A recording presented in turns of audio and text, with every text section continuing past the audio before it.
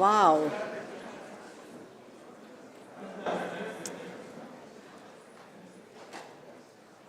I want to take this minute to thank Joe Kiani and the patient safety movement for giving me this chance to be with you today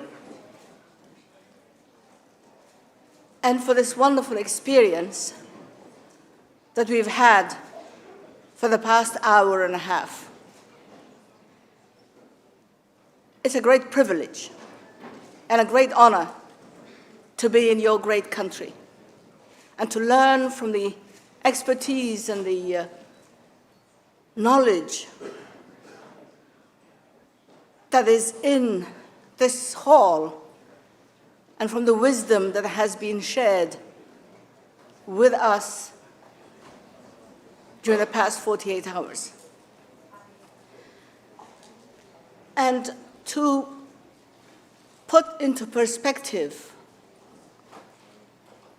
what I would like to present to you, which is what has made me build a hospital in Somaliland, a country that is not even on your maps, even though I'm happy to see that it is on this map.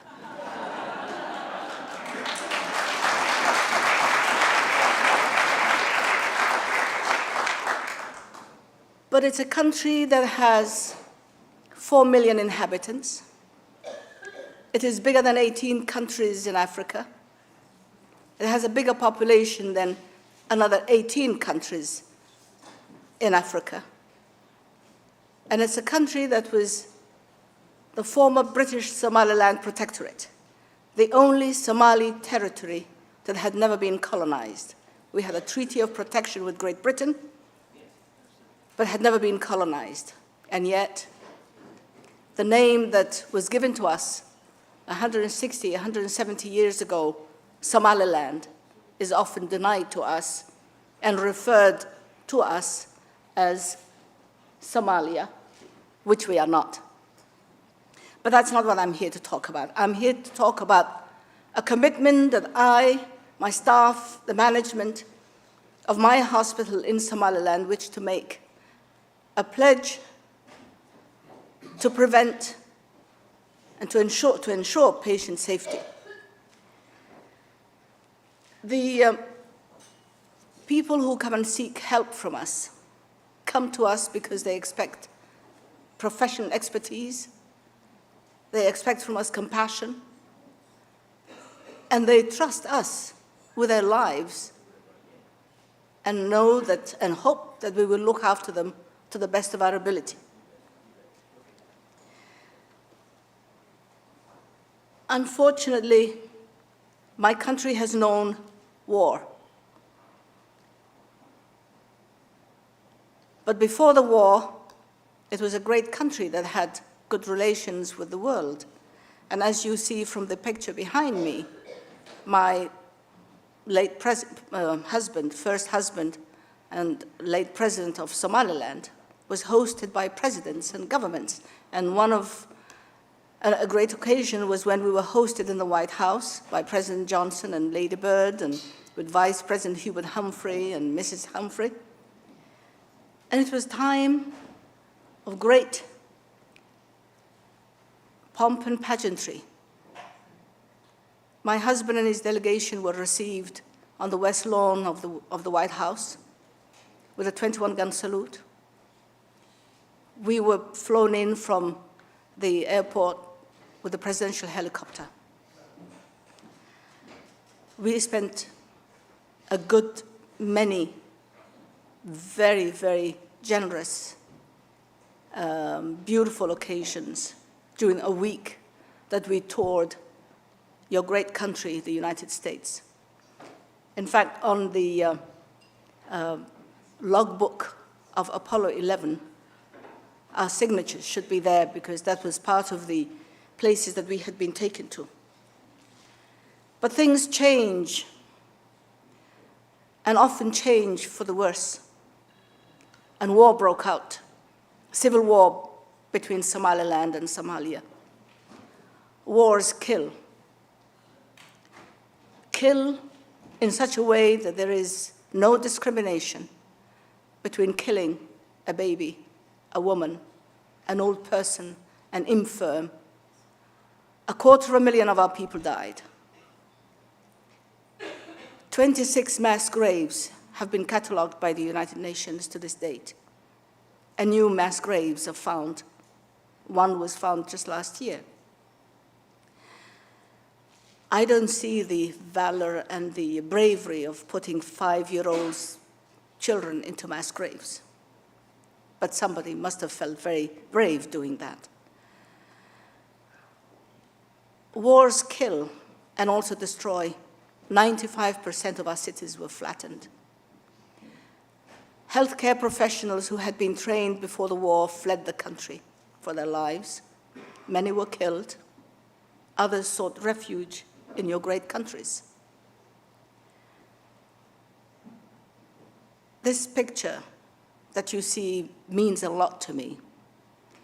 It was taken in a ward of a hospital that once bore my father's name, the Dr. Adan Ismail Hospital.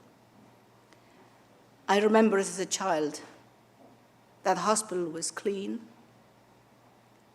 smelled good, and definitely had no goats. And it is that goat and that scene that made me understand and realize that all my people had was the goodwill of a nurse. I'm a nurse, I'm a midwife. And I was all they had. And you might as well know that I suffer from a very bad disease, one which I hope you will never find a cure for. My disease is called, I've got to fix that.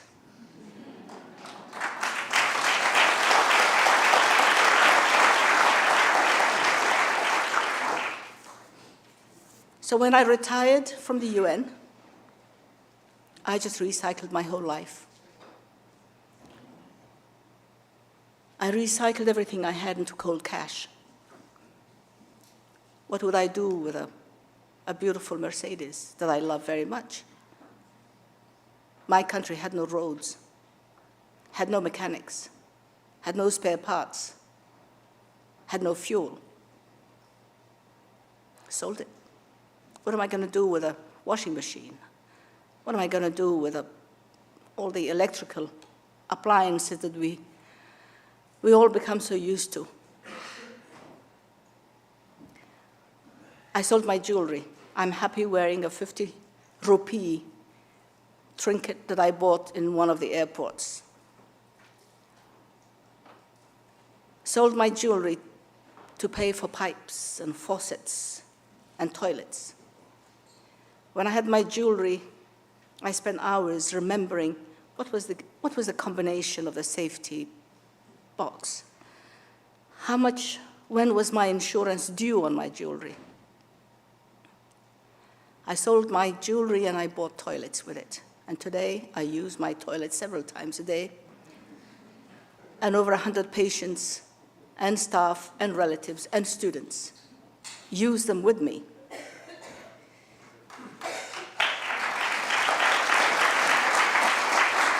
My intention was to build a hospital that would provide maternity care. The hospital was built on a site, by the way, that was once used as a military parade ground, a trash dump, and at one time, an execution ground. Freedom fighters were often executed on that site. But that was the only place that was big enough to hold the kind of hospital I wanted to build for my people. My hospital had to be in the poor part of Somaliland, of Hargeisa, in an area where they had never had a hospital before. That site, that was once a trash dump, is also where I live and where I have lived for the past 15 years. I live above the pediatric ward, and I hear what they're doing to the kids below me. And when I hear a child crying for longer than a child should be crying, I call and I say, what are you doing to this child? Are you killing it or what? Somebody comfort that child. It's my home. It's my choice. And that's where I'm going back to when I leave your great country and this great hotel. The hospital has become a referral hospital, a teaching hospital, because the greatest gift I want to leave for my people is the gift of knowledge. The knowledge that you, the world, has given me. I'm grateful to Great Britain for having given me the education that has served me so well. I'm grateful to France for having taught me my first schooling in Djibouti, who taught me la langue française. I'm grateful to the United States and for the education and the honors that you have bestowed upon me. The medical mission halls of fame that you have included my name on. I'm grateful to the nations. I'm grateful to Holland for having given me my first premature baby incubator, to Denmark for having given me the generator that I use today to keep my blood bank and our vaccines refrigerated around the clock. I'm grateful to Israel for having given me my first anesthesia machine. I'm grateful to all the volunteers and experts who have come to me to teach, to show us how to look after the sick better. I'm grateful to the local community who fuel me with their prayers and their encouragements.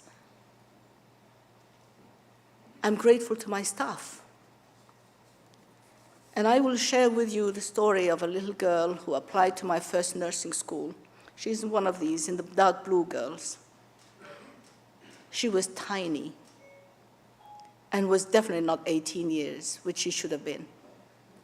And I said, well, this child needs to come back in 3 or 4 years. She's a baby. I cannot train her. But she was the top of the class. And boy, oh boy, am I glad I was wrong.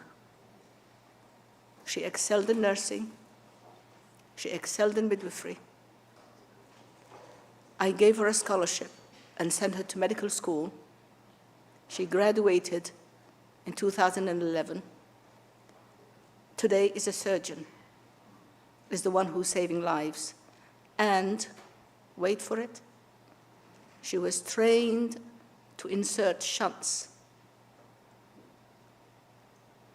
And she is the referral person in the Horn of Africa for children who are born with spina bifida, hydrocephaly, club feet. They come to that little girl who I almost kicked out. Boy, boy, am I glad I was wrong.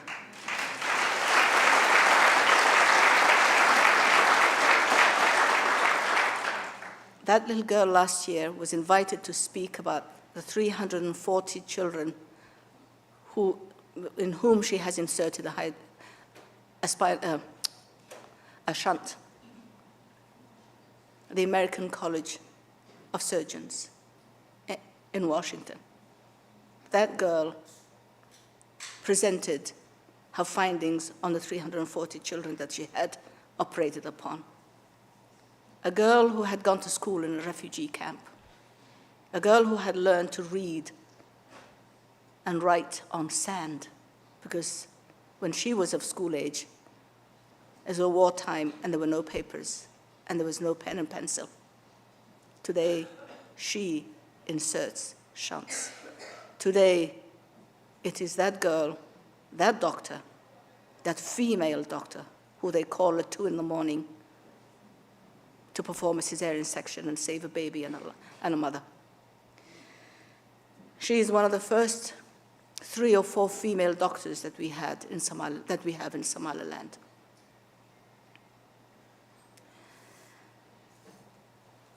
This hospital has taught me to do whatever we can with what we have. And we can do what we can with what we know. And my target was to train 1,000 midwives, because we don't have enough doctors. And doctors won't go to mountains and villages. But if I can train 1,000 midwives, they will be saving the lives. And in my small hospital, built on a trash dump, on a once execution ground, we have delivered over 20,000 babies in 15 years, treated another 21,000 male, female, and non-pregnant other sick people. But sadly, we have lost 58 mothers out of the 20,000 who we assisted. I know it's a quarter of the national average, but it's still 58 mothers too many who would have been saved if they had been brought to us in good time.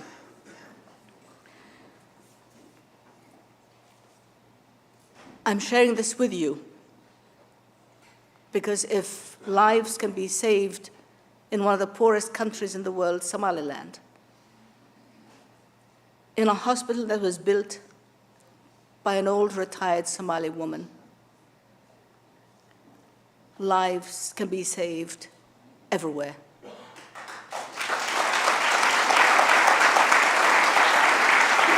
The answer is determination.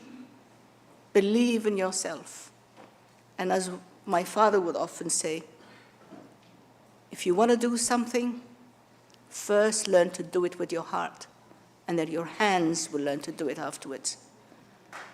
Let us all do what we can for the sick, with our hearts, with compassion, with respect to human dignity and human values. And I thank you for this great opportunity, but please share knowledge with us. Teach us how to do things better. Show us how you have gotten to where you have. And at 79, that is the message that I am leaving with the world. I thank you all very much. It's a great honor and a great opportunity.